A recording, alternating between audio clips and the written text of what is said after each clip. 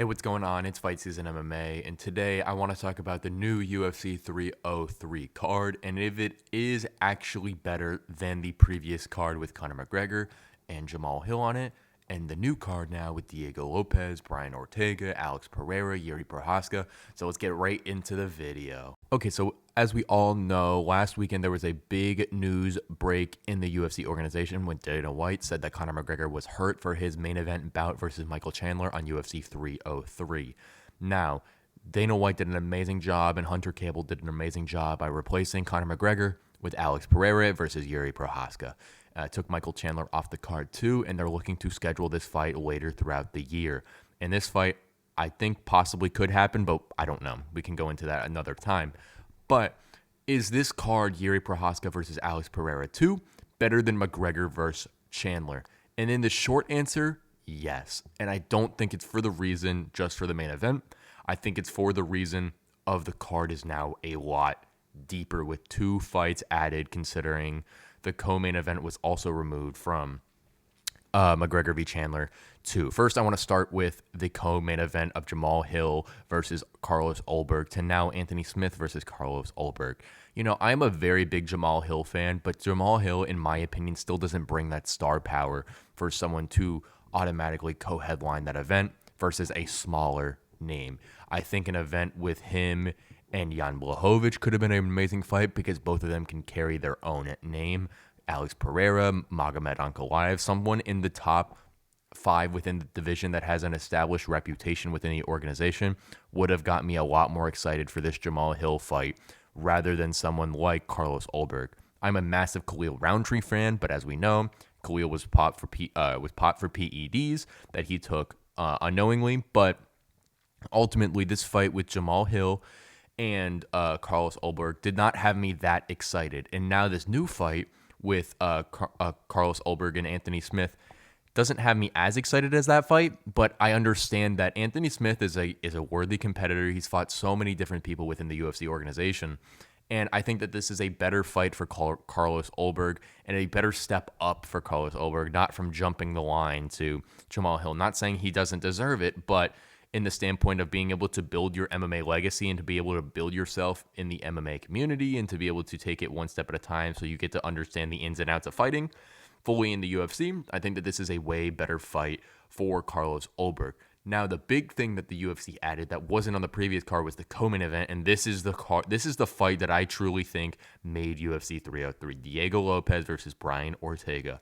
This fight is absolutely amazing, and I cannot stress this enough that Diego Lopez versus Brian Ortega is probably the best matchup that you could make in featherweight. No doubt in my mind.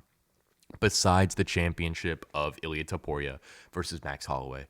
In a ranked battle, Diego Lopez is probably the most funnest fighter, most fun fighter in the UFC lower rankings right now. You look at his Pat Sabatini knockout, his Sadiq Youssef knockout, even his fight with Movsar Evloev at UFC 288. That was such an incredible fight that Diego Lopez had coming in on like 2 weeks, 10 days, 7 days notice that he almost beat someone who's now ranked number 4 who ran through Arnold Allen in a pretty close fight, but is someone who could be possibly challenging for the title sometime soon. Diego Lopez did an amazing job going through him on a week notice. And Brian Ortega, we all know, is an absolute veteran of this game. Just beat Yair Rodriguez at UFC Mexico City on February 24th this past year.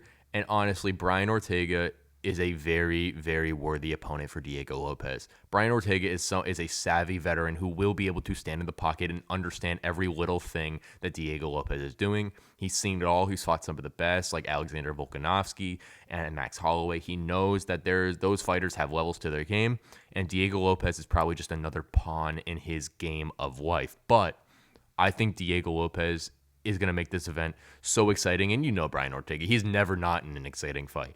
So you have a high-speed car crash coming to happen with Diego Lopez and Brian Ortega. How could this fight not be fun? And honestly, right now, I'm looking forward to this fight, probably the biggest on the entire card. I understand the main event is happening. I understand Michael Venom Page versus Ian Gary is happening. But ultimately, I want to see Diego Lopez versus Brian Ortega happen. In the main event, Conor v. Chandler, I've gone into it a lot, and I don't want to keep going into it. But I wasn't as excited for Conor v. Chandler as a lot of people were. I know Conor has the aura. I know what Conor brings. But ultimately, Yuri Prochazka versus Alex Pereira, in my opinion, is a better fight. I know for the casual of the UFC, this isn't going to be a better fight.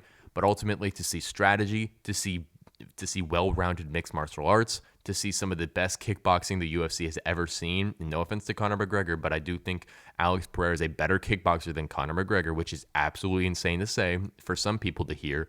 But if you watch Alex Pereira, you understand how lethal he is in every single facet of his game. And Yuri Prochazka, one of the most unorthodox strikers in the UFC currently right now. And this ultimately leads to one of the best fights happening possible. That first fight that they had for the round and a half that it lasted was an amazing fight. Yuri was getting his calf eaten alive. Yuri was doing some damage as well. Alex Pereira was getting off from the ground. It was a well-rounded mixed martial arts fight that lived up to all the hype. And me seeing it again is only going to solidify its standing in the UFC as one of the best fights to make currently. Ultimately, like I said, I think that this fight within the UFC organization is the best fight that you could make currently, depending on the time crunched allotted. And honestly, this fight I would take over so many other fights coming up. Would you take Yuri Prochazka versus Alex Pereira or Leon versus Bilal? I think Leon versus Bilal, don't get me wrong. Good fight, don't get me wrong. But the exciting nature of what Yuri Prochazka brings, that flying knees and spinning back kicks and spinning elbows, and Alex Pereira is just textbook kickboxing, is one of the best events that you could put on right now. And ultimately, that's why I think that UFC 303 now is a better event with Yuri Prochazka and Alex Pereira leading it and Diego Lopez and Brian Ortega on the card, rather than the McGregor v. Chandler card previously. Thank you guys so much for watching this breakdown of the new UFC 303 versus the old UFC 303. Please let me know what you think about this take. Please let me know what you think about Yuri Prochazka versus Alex Pereira. And if this fight is going to be exciting, let me know what you think about Diego Lopez versus Brian Ortega and Anthony Smith versus Carlos Ulberg. Thank you guys so much for watching. Leave a comment, subscribe, and please drop a support down below. I love responding to comments, and I try to do it as much as possible. Thank you guys so much for watching, and I will see you guys very, very soon.